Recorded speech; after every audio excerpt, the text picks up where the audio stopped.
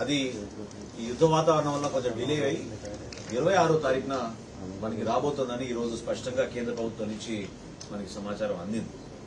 తద్వారా మన రాష్ట్ర ప్రజలందరికీ కూడా హామీ ఇచ్చేది గ్యాస్ విషయంలో అంతరాయం ఎక్కడ ఉండదు.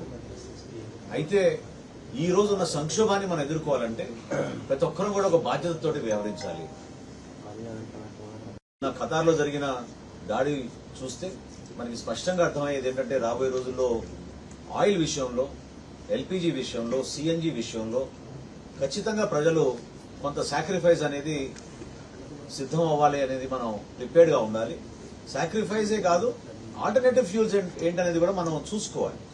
ఎందుకంటే ఈ రోజు మనకి సోలార్ వచ్చింది, బయోగ్యాస్ ఉంది, అదేవిధంగా పట్టణ ప్రాంతాల్లో పైప్డ్ న్యాచురల్ గ్యాస్ ఉంది, పిఎన్జీ ఉంది. మనకి గౌరవ ముఖ్యమంత్రి గారు ఈ రోజు మధ్యాహ్నం సమీక్షించినప్పుడు చాలా స్పష్టంగా చెప్పారు, ఎవరైతే గ్యాస్ సిలిండర్స్ తీసుకున్నారో వాళ్ళందరికీ కూడా కన్వర్ట్ అయ్యే విధంగా మనం కొత్త పాలసీ తీసుకొద్దామని ఈ రోజు ఒక డెడ్ లైన్ కూడా ఇచ్చారు మాకు. సోమవారం సాయంత్రానికల్లా ఎవరైతే అర్హత ఉన్న వాళ్ళ లబ్ధిదారులు, ఎవరైతే ప్రస్తుతం వినియోగదారులు ఉపయోగించుకుంటున్నారో వాళ్ళందరికీ కూడా కన్వర్షన్ కోసం కేంద్ర ప్రభుత్వం ఇచ్చిన నిబంధన 20% వరకే మనం ఇండస్ట్రియల్ యూసేజ్ కి, కమర్షియల్ యూసేజ్ కి ఇవ్వాలనేది. ఆ 20% ఎట్లా ఉపయోగించాలో ఇంతకుముందు మీకు చెప్పాం. ఎక్కువ శాతం ప్రస్తుతం ఎగ్జామ్ జరుగుతున్నాయి కాబట్టి మన విద్యా సంస్థలకి, హాస్టల్స్ కి, మన బిడ్డల భవిష్యత్తు దృష్టిలో పెట్టుకుని మనం వాటికి ప్రయారిటీ ఇచ్చుకుంటాం, హాస్పిటల్స్ తో పాటు.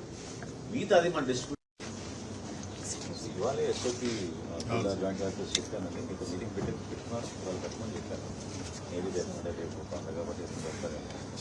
మనం పిలిపించుకుని మాట్లాడి మీ రిక్వైర్మెంట్స్ ఒకసారి పెట్టుకుని అండర్స్టాండ్